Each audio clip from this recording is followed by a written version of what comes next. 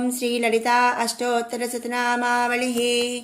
ॐ रजताचलशृङ्गाग्रमध्यस्थायै नमः। ॐ हिमाचलमहावंशपावनायै नमः। ॐ शङ्करार्धाङ्गसौन्दर्यशरीरायै नमः। ॐ लसन्मरकतस्वच्छविग्रहायै नमः। ॐ महातिशयसौन्दर्यलावण्यायै नमः। ॐ शशाङ्कशेखरप्राणवल्लभायै नमः। ॐ सदा पञ्चदशात्म्यैक्यस्वरूपाय नमः। ॐ वज्रमाणिक्यकनककिरीटाय नमः। ॐ कस्तूरीतिलकोल्लासिनिटलाय नमः। ॐ भस्मरेखाङ्कितलसन्मकुटाय नमः।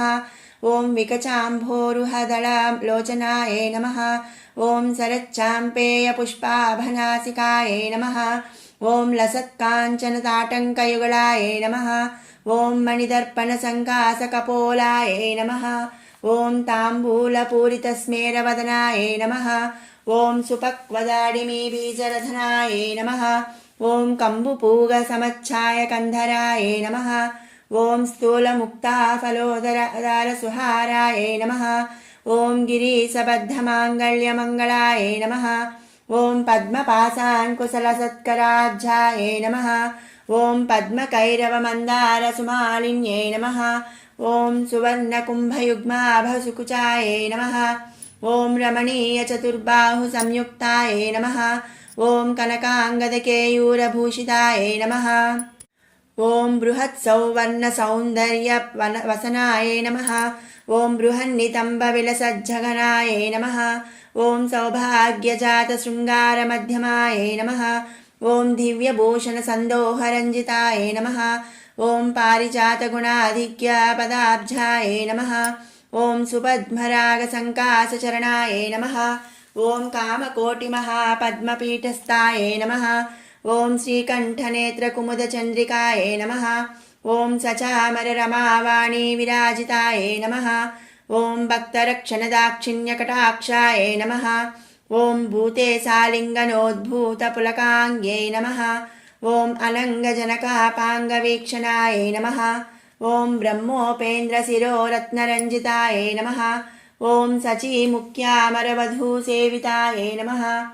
ॐ लीलाकल्पितब्रह्माण्डमण्डलाय नमः। ॐ अमृतादिमहाशक्तिसंवृताय नमः। ॐ एकातपत्रसाम्राज्यदायिकाय नमः।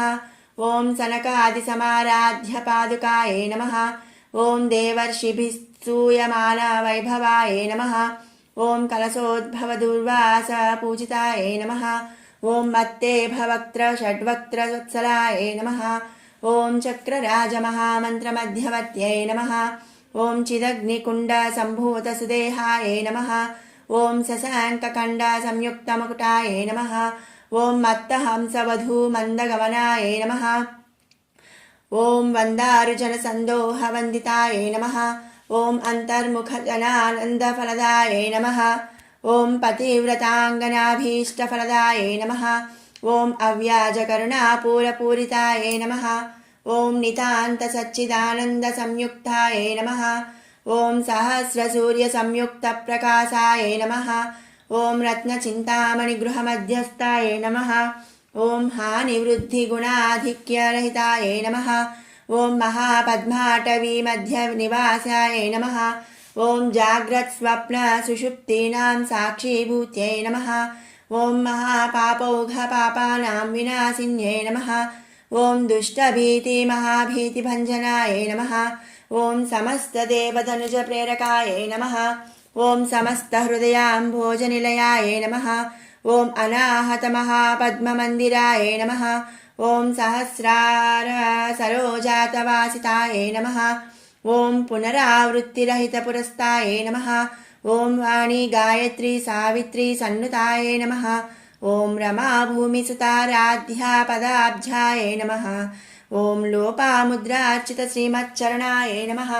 ॐ सहस्ररतिसौन्दर्यशरीराय नमः। ॐ सत्यसम्पूर्णविज्ञानसिद्धिदाय नमः। ॐ श्रीलोचनकृतोल्लासफलदाय नमः। ॐ श्रीसुधाब्धिमणिद्वीपमध्यगाय नमः। ॐ दक्षाध्वरविनिर्भेदसाधनाय नमः। ॐ श्रीनाथसोदरीभूतशोभिताय नमः। ॐ चन्द्रशेखरभक्तार्तिभञ्जनाय नमः। ॐ सर्वोपाविनिर्मुक्तचैतन्याय नमः। ॐ नामपारायणाभीष्टफलदाय नमः। ॐ सृष्टिस्थितितिरोधानसङ्कल्पाय नमः। ॐ श्रीषोडशाक्षरी मन्त्रमध्यगाय नमः। ॐ अनाद्यन्तस्वयंभूतदिव्यमूर्त्यै नमः। ॐ भक्तहंसपर्यामुख्यवियोगाय नमः। ॐ मातृमण्डलसंयुक्तललिताय नमः। ॐ भण्डदैत्यमहासत्त्वनाशनाय नमः। ॐ क्रूरभण्डशिरच्छेदनिपुणाय नमः। ॐ धात्रच्युतसुराधीशसुखदाय नमः। ॐ चण्डमुण्डनिशुम्बाधिकण्डनाय नमः। ॐ रक्ताक्षरक्तजिह्वादिशिक्षणाय नमः। ॐ महिषासुरदौर्वीर्यनिग्रहाय नमः। ॐ अभ्रकेशमहोत्साहकारणाय नमः। ॐ महेशयुक्तनटनातत्पराय नमः। ॐ निजभर्तृमुखाम्भोजचिन्तनाय नमः। ॐ वृषभध्वजविज्ञानभावनाय नमः। ॐ जन्ममृत्युजरारोगभञ्जनाय नमः। ॐ विधेयमुक्तविज्ञानसिद्धिदाय नमः। ॐ कामक्रोधादिषड्वर्गनाशनाय नमः। ॐ राजराजार्चितपदसरोजाय नमः।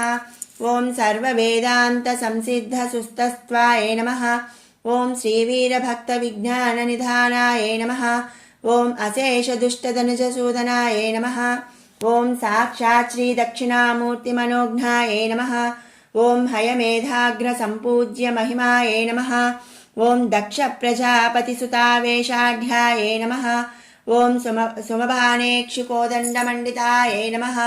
ॐ नित्ययौवनमाङ्गल्यमङ्गलाय नमः। ॐ महादेवसमायुक्तलीलाय नमः।